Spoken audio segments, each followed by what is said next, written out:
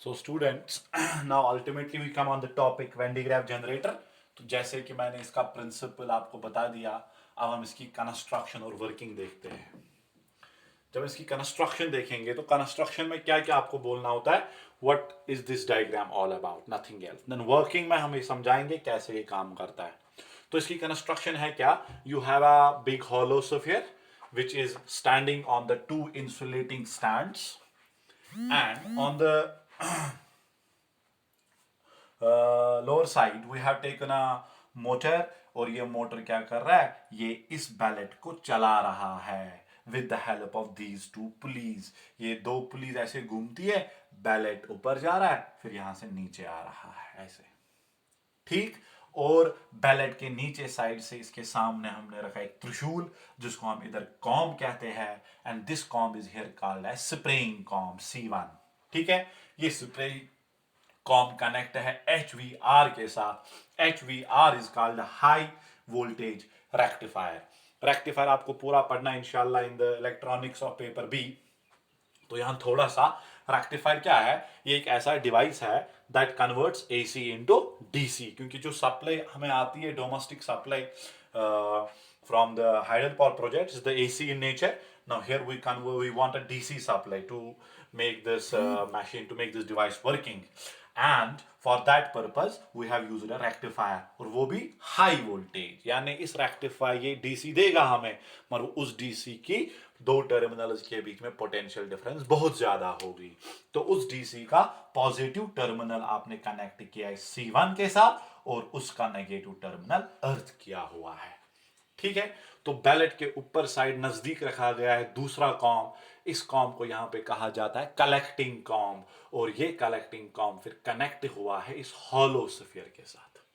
ठीक है, इस हॉलो स्फीयर के अंदर हमने एक सोर्स रखा है, source of the particles which we want to the accelerate to make them high energy particles. That's what the Van de Graaff generator is all about.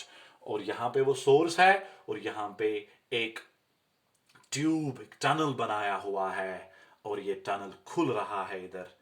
ठीक है, टारगेट यानी ये पार्टिकल, जब यहां पे पोटेंशियल डिफरेंस मेंटेन होगी इन दो ends के बीच में, तो ये पार्टिकल इधर रहने वाला नहीं है। It will move with a tremendous velocity, and that will then strike on the target. So ये इसकी बेटा कंस्ट्रक्शन है, और इस पूरे अरेंजमेंट को आपको एक चैम्बर में रखना है, और वो चैम्बर रखना है मीथेन और नाइट्रोजन से भरा हुआ, ताकि यहां पे ब्रेक डाउन ना हो, यहां पर लीकेज ऑफ चार्ज ना हो। क्योंकि अगर आप इधर एयर रखेंगे, इस चार्ज की वजह से वो एयर ब्रेक डाउन हो जाएगा, तो चार्ज इस स्फीयर पे रहने के बजाय लीक आउट हो जाएगा। सो to we can say, to minimize that leakage, we have used two gases, methane and nitrogen। Methane और नाइट्रोजन आसानी से वहां पर ये चार्ज लीक होने नहीं देंगे, क्योंकि इनका ब्रेक डाउन बहुत ज्यादा होगा। ठीक है, तो hope you are getting this thing. तो इसके बाद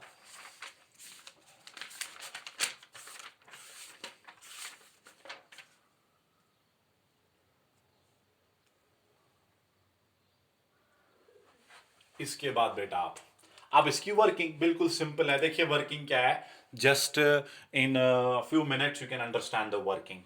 ये कॉम है C1, ये कनेक्ट है आप हाई वोल्टेज रेक्टिफायर के पॉजिटिव टर्मिनल के साथ। उसकी वजह से इस कॉम पे आएगा पॉजिटिव चार्ज, क्योंकि इस कॉम में ये पॉइंट्स शार्प पॉइंट्स है।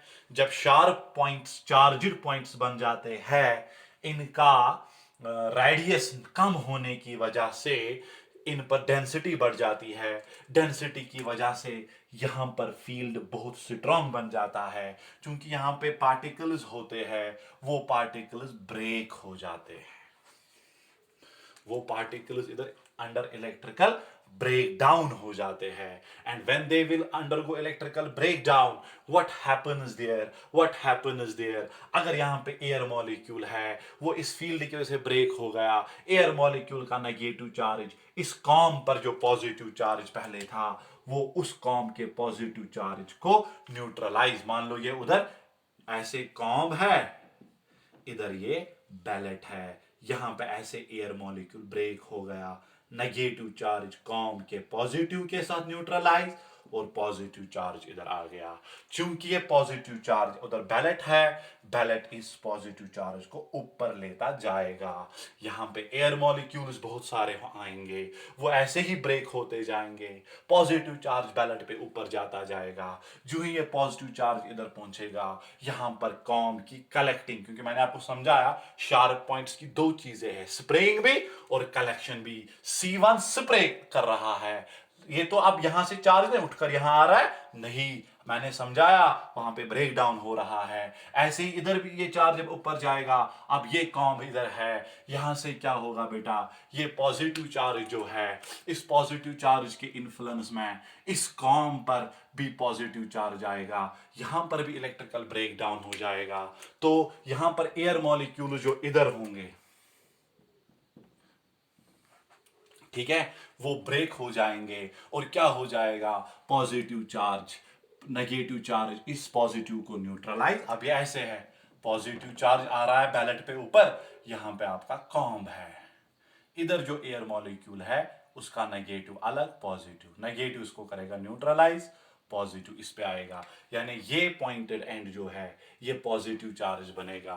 जब ये पॉजिटिवली चार्ज पॉइंटेड एंड बनेगा, चूंकि कनेक्ट है एक हॉलो स्फीयर के साथ, आपने अभी पढ़ा, अगर आप हॉलो स्फीयर के अंदर एक चार्जड बॉडी रखेंगे, फिर एक कनेक्ट देंगे, कनेक्शन देंगे, तो चार्ज हमेशा फ्लो होगा अंदर से, कहां, बाहर की तरफ। तो ये चार्ज कॉम 2 से जाएगा और इस हॉलो स्फीयर पर डिस्ट्रीब्यूट होता जाएगा। जितना इस चार्ज पे डिस्ट्रीब्यूट होता जाएगा, इस हॉलो स्फीयर के अंदर पोटेंशियल बढ़ता जाएगा। ये जो सोर्स है ये इस पॉइंट पर या इस स्फीयर के अंदर है, इस हॉलो स्फीयर के अंदर ये बेटा सोर्स है। तो ये सोर्स जो है, दिस पार्टिकल जो यहां पर है, it will be subjected to a very high potential. And what happens now, it is a high potential point, this is a lower potential point. So under the potential difference, जब आप यहां से high potential रखेंगे, यहां से low potential रखेंगे और यहां पर एक positive charge रखेंगे, तो आप देखेंगे ये positive charge चलने लगेगा खुद with a tremendous velocity, and the work done here will be equal to QV. This work done will get converted into kinetic energy. इस तरीके से आपको पता चलेगा कितनी ज्यादा वेलोसिटी, जितना ये v बढ़ता जाएगा उतनी इस पार्टिकल की ज्यादा वेलोसिटी आपको बढ़ती जाएगी, and you will get a very high energy particle which then strikes on the target and does the work. ठीक है, और एक बार जल्दी जल्दी से इसको रिकैप करेंगे।